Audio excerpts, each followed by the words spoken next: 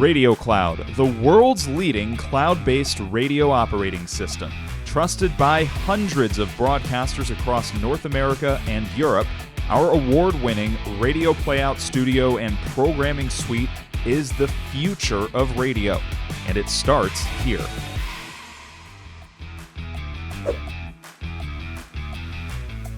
Here on the main page of the Broadcast Clock module is where you'll create as many different hour formats, broadcast clocks, as you'd like for your station or stations. We have some clients that use just one clock for every day of the week, 24/7, and others, like this station, that have dozen or more clocks. And so to start out, it's as easy as clicking Create Broadcast Clock. This was going to bring up a blank slate for you.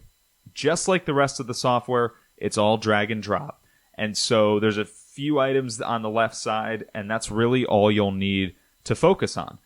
Imaging, meaning imaging, jingles, sweepers, IDs.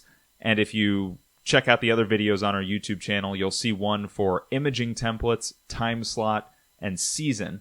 And that is what references this drop-down menu. All of the imaging templates or rotators that you've built in the software are able to be selected and scheduled into your broadcast clock.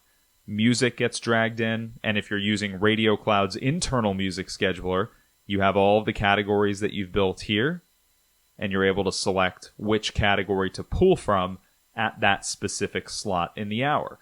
Commercial break will reference your existing commercial log, and all you have to do is say break 1 or block 1. The integration with the log and the traffic schedule does the rest. Local content are your voice tracks.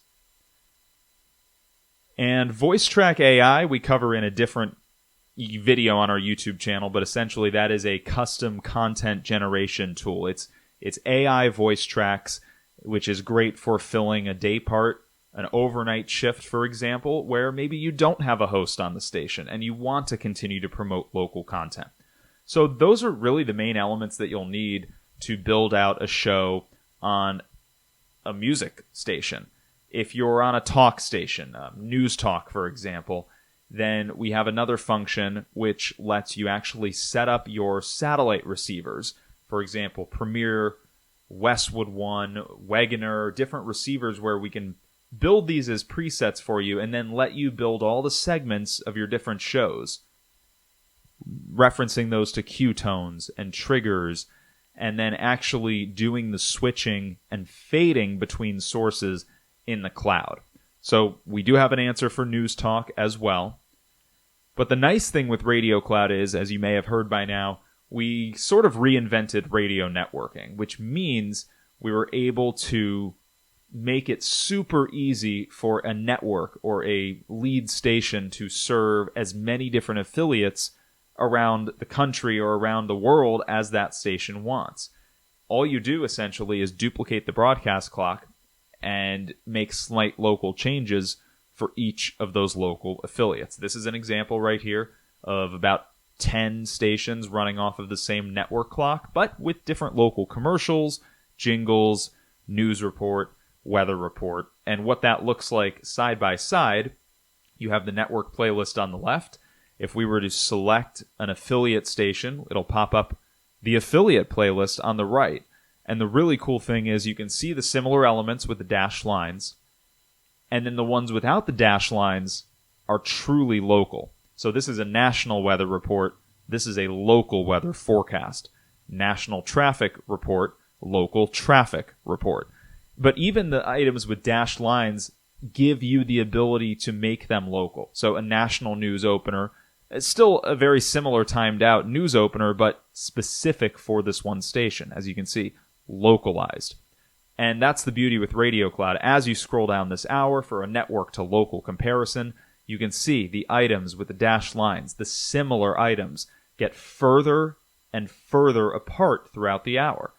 So all this is leading up to is, well, maybe we get in about 15 songs on a network station.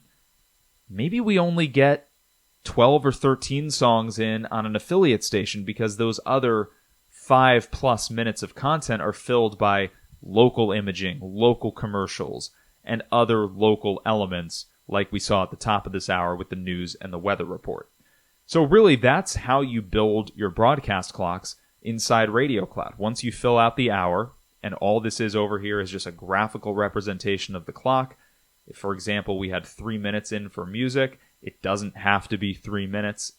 Even if you save this as a 3-minute slot, it doesn't matter how long or how short the song is compared to that. It is just for graphical purposes.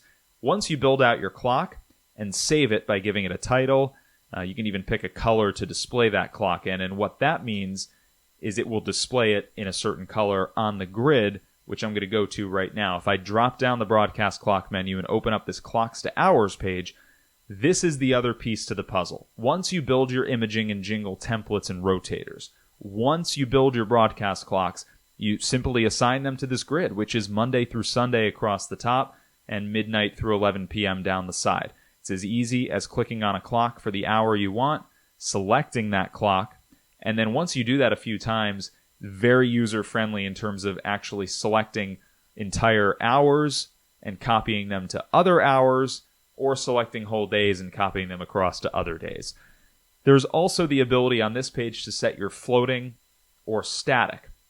Floating means my hours are flexible and I'm able to start the first element, the legal ID, for the next hour between 2 minutes and before the top of the hour and 2 minutes after the top of the hour, as an example.